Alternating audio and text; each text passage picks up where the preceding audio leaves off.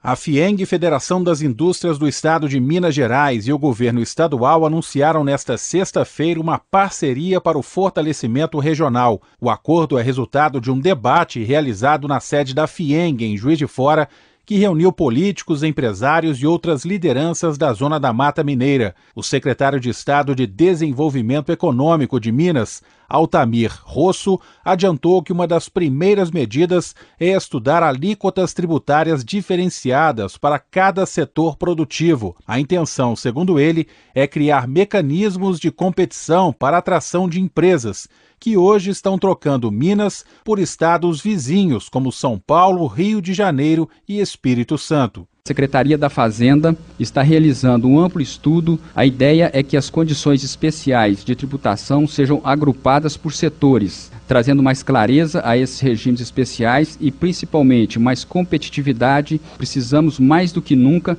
estar aptos para atrair investimentos. O presidente do sistema FIENG, Olavo Machado Júnior, aproveitou a oportunidade para entregar ao secretário de Desenvolvimento Econômico de Minas um estudo elaborado pela própria federação com propostas que incluem investimentos em infraestrutura, mudanças na política tributária e fiscal, ambiental e desenvolvimento social. Olavo Machado Júnior cobrou, no entanto, mais envolvimento de deputados estaduais, federais e prefeitos. Porque não vai ser através do que está acontecendo em Brasília que nós vamos fazer esse país caminhar. A única maneira que os deputados podem fazer para nos ajudar é fazer com que essas coisas andem e que Minas Gerais esteja junto para que essas coisas possam acontecer. Quem vai cobrar dos senhores não somos nós, não, são os prefeitos. Estoura, no final das contas, na mão dos prefeitos. Agora, nós precisamos de estar todos juntos. Não interessa a cor do partido. Estão em discussão na Assembleia Legislativa de Minas 2 projetos de lei que foram debatidos no evento da FIENG.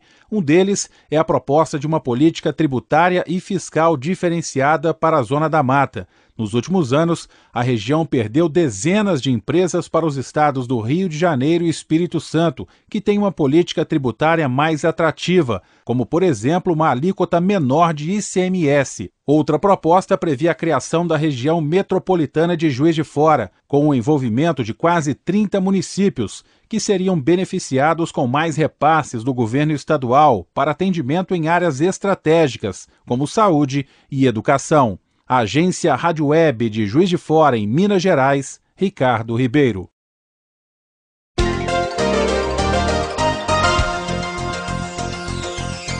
No ar, Jornal da CUT. Notícias. Giro sindical. Direitos. Mundo do trabalho. Política. Economia. Saúde.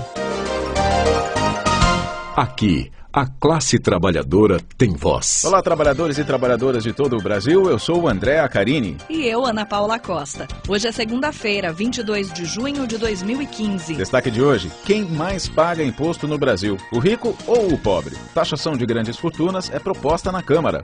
Maioridade penal. Por que não prevenir ao invés de punir? SISU, prazo para matrículas vai até esta terça-feira. E ainda, doença falciforme atinge população negra. Prevenção é necessária. Agora, no Jornal da CUT. Rádio CUT. Acesse pelo site www.cut.org.br.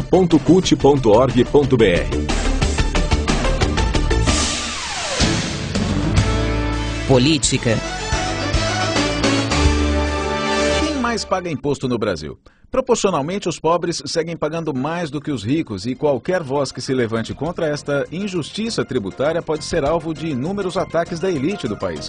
A taxação de grandes fortunas é o único dos 7 tributos federais previstos na Constituição que ainda não foram regulamentados por nenhuma lei. Projeto para fazer valer a Constituição existe. A deputada federal Jandira Fegali, do PCdoB do Rio de Janeiro, é autora de 2 matérias que incidem sobre o tema. Uma delas cria a contribuição social sobre grandes fortunas e a segunda determina que veículos aéreos e aquáticos sejam também alcançados pelo Imposto sobre Propriedade de Veículos Automotores, o IPVA. A dificuldade de se legislar sobre o assunto é afirmada por Jandira Fegali. Ela relata que há muito lobby do poder econômico dentro do Congresso Nacional, visto que boa parte das legislaturas tem financiamento de grandes empresas nas eleições, e de que a proposta de contribuição sobre grandes fortunas não é mais um imposto para o trabalhador, e sim aos mais ricos.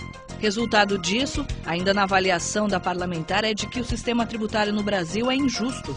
Os milionários não admitem contribuir de forma compatível ao patrimônio. No final das contas, contribuem muito pouco com o Estado. O projeto que cria a contribuição social sobre grandes fortunas já está pronto para ir ao plenário da Câmara para ser votado. Já a PEC do helicóptero, a tributação sobre aeronaves, barcos e lanchas, ainda está em processo de coleta de assinaturas. O gabinete de Jandira Fegali já conseguiu a adesão de 171 parlamentares. A contribuição social sobre grandes fortunas alcançaria 50 mil brasileiros e renderia aos cofres públicos mais de 14 bilhões de reais. Os recursos serão destinados para o Fundo Nacional de Saúde. O imposto sugerido por Jandira trabalharia com 9 faixas de patrimônio, sendo que o piso é para fortunas avaliadas em 4 milhões. Direitos. A redução da maioridade penal teve mais um capítulo na semana passada. A votação pela comissão especial que analisa a PEC 171 de 1993 sobre o tema. Os parlamentares aprovaram a redução para crimes hediondos. Paralelamente, ocorreu a audiência pública que discutiu o assunto. Essa audiência contou com a participação de especialistas que desconstruíram o mito de que a violência seria reduzida com a medida. A redução está em discussão pelos deputados e seguirá para votação em plenário na Câmara. Vários setores da sociedade e movimentos sociais já se posicionaram contra a proposta. Um dos questionamentos é por que não cobrar políticas públicas que impeçam os jovens de entrar no mundo do crime, ao invés da campanha que se faz pela redução. Ou seja, seria melhor prevenir do que punir. Alfredo Santos Júnior, secretário de Juventude da CUT, afirma que o objetivo desse desejo em reduzir a maioridade penal é encarcerar jovens sem a oportunidade de ressocialização, higienização mesmo, mas sem atentar também para o fato de que, encarcerados em sistema prisional comum, a reincidência no crime é certa. Na verdade, esses jovens de periferia, eles não cumprem pena na socioeducativa, eles cumprem pena de vida. A vida é muito sacrificante, eles não têm qualquer acesso à oportunidade, à formação, ao acompanhamento educacional, à formação profissional, acesso a emprego. Então, é uma consequência da falta de acesso do Estado, da falta de estrutura, da falta de acesso das pessoas, e não a causa do problema. Que, na verdade, o grande objetivo da PEC da redução da maioridade penal é essa, né? Uma higienização social, é retirar esses jovens de circulação e colocar, encaixotar nas penitenciárias e serem, se possível, esquecidos lá dentro. Alfredo também explicou que uma medida, uma política pública necessária para evitar a entrada do jovem no crime é a guerra contra as drogas. Primeiro, é preciso desmistificar, olhando os dados. O índice de violência entre os jovens menores de 18 anos não é alto quando comparado ao resto do mundo, não é alto quando comparado ao maior. A pequena parcela dos crimes violentos acontece com menores. O outro dado é o seguinte: a política de drogas no Brasil, ela é uma política que incentiva a criminalidade. Eu creio que é urgente repensar a política de guerra às drogas e começar a pensar mecanismos de redução de danos e até de legalização de algumas drogas, a exemplo do que fez a Holanda, a exemplo do que fez o Uruguai, a exemplo do que fez Portugal e uma série de outros países, que ao invés de patrocinar uma guerra às drogas e criminalizar o usuário, passou a tratar a droga como um problema de saúde e não como um problema de segurança pública. Eu acho que do ponto de vista urgente, no curto prazo, isso daria um resultado muito bom. No médio e longo prazo, é pensar a presença do Estado nas comunidades de periferia. Na audiência, o advogado especialista em segurança pública, Ariel de Castro Alves, afirmou que a atuação da comissão que analisou a redução na Câmara foi tendenciosa. Nós temos um cenário na própria comissão especial, criada a partir da aprovação na Comissão de Constituição e Justiça da Câmara dos Deputados. Essa comissão especial, ela atuou de uma forma bastante tendenciosa. A maioria dos parlamentares que compõem essa comissão são favoráveis à redução da maioridade penal. Nós tínhamos vários especialistas que seriam ouvidos, ligados a instituições de defesa da criança e do adolescente, pesquisadores, mas que foram barrados. Partidos políticos que são contrários, como o caso do PT, do PSOL e outros partidos políticos, também instituições como o Conselho Nacional da Criança e do Adolescente, podem ingressar com uma ação direta de inconstitucionalidade no Supremo Tribunal Federal. As estatísticas da Fundação Casa, em São Paulo, mostram que o índice de reincidência é de 15%, enquanto no sistema prisional convencional para adultos, o índice é de 70%. Eliezer Gizazi, do coletivo Candeia, que levantou os dados, afirma que com medidas socioeducativas há esperança de ressocialização. Ainda na Fundação Casa, no sistema socioeducativo, há uma esperança de colocação desse jovem na sociedade novamente, né? O que não há nos presídios comuns. Então a gente quis mostrar como é que eles são na Fundação Casa, o que eles passam lá na Fundação Casa, ouvir esses jovens para ver o que eles acham sobre o assunto. E a gente quis desmistificar em diversos aspectos sobre a redução da maioridade penal. Outro dado levantado é de que os negros ainda são maioria entre os internos da Fundação Casa. O coletivo é um grupo de jornalistas que propõe uma alternativa à mídia tradicional conservadora. Ainda na audiência, o ministro da Justiça, José Eduardo Cardoso, afirmou que o governo é a favor do aumento do tempo de internação para jovens que praticarem crimes hediondos, como homicídios. A proposta tem ganhado força nos últimos dias como alternativa para a redução da maioridade penal de 18 para 16 anos. Saúde. Doença falciforme. Você já ouviu falar? Os sintomas são os seguintes: anemia crônica causada pela rápida destruição dos glóbulos vermelhos, icterícia, ou seja, a cor amarelada na pele e mais visivelmente no branco dos olhos, inchaço muito doloroso na região dos punhos e tornozelos, mais frequentes até os 2 anos de idade, e crises de dor, principalmente em ossos, músculos e articulações. O dia 19 de junho, que foi na última sexta-feira, é conhecido como o Dia Mundial de Conscientização da Doença Falciforme. A data foi estabelecida pela Organização das Nações Unidas, que tem como finalidade chamar a atenção e sensibilizar o mundo sobre a doença que atinge em especial a população negra. Segundo o Ministério da Saúde, cerca de 3.500 crianças brasileiras nascem por ano com anemia falciforme. É uma doença hereditária, reconhecida como uma das principais doenças genéticas do mundo. Para cada 1.400 crianças nascidas vivas, uma sofre dessa anemia. Para identificá-la, basta o teste do pezinho em recém-nascidos, que está disponível no Sistema Único de Saúde, no SUS, desde 2008, ou então nas gestantes no pré-natal. Para a secretária nacional de combate ao racismo da CUT, Maria Júlia Reis Nogueira, a doença atinge principalmente a população negra. Ela explica que, como os portadores estão mais sujeitos a infecções, se não receberem o tratamento adequado, podem até morrer. Por isso, é importante que existam ações para esclarecer a população sobre os riscos da doença falciforme, para que buscar o tratamento adequado seja feito o mais cedo possível. Notícias. Os candidatos selecionados na chamada regular do Sistema de Seleção Unificada, o SISU, têm até esta terça para se matricularem nas instituições de ensino.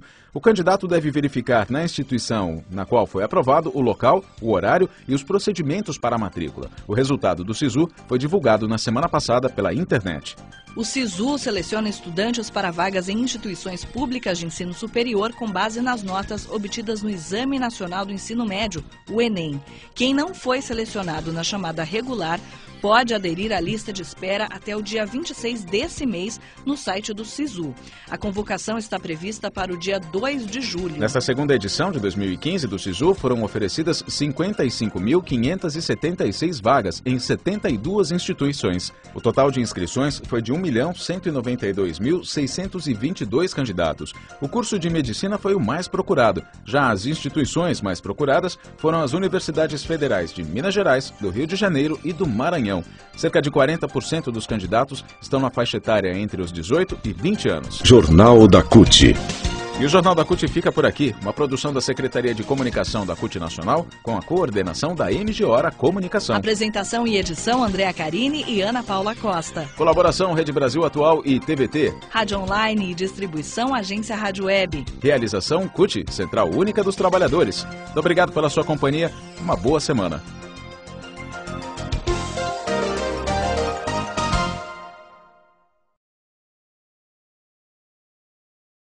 Os executivos da Odebrecht e da Andrade Gutierrez, presos na Operação Lava Jato, chegaram a Curitiba na noite desta sexta-feira. O grupo estava em um avião que saiu do Rio de Janeiro, passou por São Paulo e desembarcou no aeroporto Afonso Pena, capital paranaense. Entre eles, os ex-presidentes das duas empresas, Marcelo Odebrecht e Otávio Marques de Azevedo. A 14ª fase da operação recebeu o nome de Erga Omnes, expressão em latim que significa vale para todos e é usada no meio jurídico. Sobre isso, o procurador da República, Carlos Fernando Santos Lima, reforçou que a investigação vai atrás de todos os envolvidos no esquema de corrupção da Petrobras. Devemos punir todos os que são responsáveis de acordo com a sua responsabilidade, seja civil, as empresas, improbidade administrativa, inclusive as empresas, e também penal, daí sim, os executivos e os donos das empresas. Devemos punir todos. Isso aqui é uma república, a lei deve valer para todos, ou então não devia valer para ninguém. Os executivos das duas empresas são acusados de receber propina direto em contas no exterior. O juiz federal Sérgio Moro autorizou o bloqueio de ativos das contas de 10 investigados na 14ª fase da Operação Lava Jato. Cada um pode ter até 20 milhões de reais bloqueados. Agência Rádio Web de São Paulo, Norberto Júnior. As cooperativas brasileiras são modernas, organizadas e atuam com uma gestão de excelência. A avaliação é da presidente da Assembleia Geral da Cooperativa de Crédito de Mulheres da cidade moçambicana de Nampula, Helena Bandeiras. Ela esteve em São Paulo durante 4 dias neste mês de junho para buscar boas práticas em cooperativismo de saúde, transporte e agropecuário para replicar depois em Moçambique. Helena Bandeiras, que veio acompanhada de outros membros da Associação Moçambicana de Promoção do Cooperativismo Moderno, afirma que só teve boas impressões do setor no Brasil. Ela destaca o que mais chamou a atenção no cooperativismo nacional. Vi cooperativas agrícolas, fiquei muito impressionada do jeito que trabalham, a organização dos trabalhadores, os produtos, os cooperados, assim como as cooperativas dos médicos também, a maneira deles trabalhar, os hospitais bem organizados. Precisamos muito que a OCB ajude-nos a organizar as nossas cooperativas. No Brasil, a missão foi viabilizada pela Organização das Cooperativas Brasileiras, com o apoio da Organização das Cooperativas do Estado de São Paulo. O modelo de excelência do cooperativismo nacional é reconhecido pelos moçambicanos há uma década. Lá, a OCB também é uma parceira. De um dos grandes feitos dessa parceria, saiu a Lei do Cooperativismo em Moçambique, que entrou em vigor em 2010. Este ano, a OCB esteve com organizações de 9 países para discutir ações estratégicas em comum. Agência Rádio Web de Brasília, Sueli Frota. Dor nas costas é uma das queixas de alguns profissionais que passam longos períodos em uma mesma posição. No caso dos motoristas, por exemplo, esse é um problema relatado com frequência e decorre, segundo especialistas, principalmente da má postura e dos movimentos repetitivos. Mas alguns cuidados simples ajudam a reduzir e evitar o aparecimento desse desconforto. Quem explica é a fisioterapeuta do SESC Senat, Franciele Lodi. Mudar a postura com que eu permaneço, fazer alongamentos específicos para minhas pernas, para minha coluna e o principal, cuidar da minha postura, como eu estou me portando, como eu estou dirigindo, né? Lombar sempre bem apoiada no apoio do banco, no encosto do banco, coluna, que você sinta as escápulas apoiadas no encosto do banco também. Uma angulação de quadril que forme, uma angulação entre quadril e pernas que forme um ângulo de 90 graus. Essa seria o ideal, que aí você tem uma postura retinha. Além disso, a recomendação é manter os braços semiflexionados na direção, parar em local seguro a cada 3 ou 4 horas, dar uma caminhada e alongar membros superiores e inferiores. Por fim, preste atenção no seu corpo e, se sentir dores frequentes, procure ajuda. Motoristas podem buscar mais orientações, como dicas de alongamento e atendimento profissional nas unidades do SESC Senat em todo o país. Para outras informações, acesse www.sescsenat.org.br. Agência Rádio Web, de Brasília, Natália Pianegonda. O senador do PSDB, Aécio Neves, aparece à frente do ex-presidente Luiz Inácio Lula da Silva na corrida presidencial. É o que aponta a pesquisa da Datafolha publicada neste domingo no jornal Folha de São Paulo. De acordo com a publicação, Aécio aparece com 35% das intenções de votos. Já Lula em segundo lugar com 25%. Na sequência vem Marina Silva, do PSB, com 18% das intenções, seguida por Luciana Genro, do PSOL, Eduardo Paes, do PMDB e Eduardo Jorge, do PV, todos com 2% dos votos. Brancos, nulos ou nenhum dos nomes seriam a opção de 11% dos entrevistados. Para o cientista político e professor da Universidade de Brasília, Francisco de Paula Lima, a preferência dos brasileiros está relacionada ao cenário político atual. Essa pesquisa ela reflete um retrato do momento. Nós estamos aí atravessando uma fase de um mar de corrupção. É verdade que esses delitos não são apenas desse governo, mas estão chegando ao conhecimento da população nesses governos de Lula e de Dilma. O Instituto Datafolha fez também uma segunda simulação, onde o governador de São Paulo, Geraldo Alckmin, entraria no lugar de Aécio. Nesta, Lula estaria empatado tecnicamente com Marina, com 26% dos votos. O tucano viria em terceiro lugar, com 20%. Eduardo Paes e Luciana Genro atingiram 3% e Eduardo Jorge, 2%. Brancos, nulos e nenhum, 14%. O Datafolha entrevistou 2.840 pessoas em 174 municípios nos dias 17 e 18 de junho. Agência Rádio Web. De Brasília, Janaína Oliveira. O resultado da primeira chamada do programa Universidade para Todos ProUni do meio do ano vai ser divulgado nesta segunda-feira pelo Ministério da Educação. Ele vai estar disponível na página site prouni.mec.gov.br.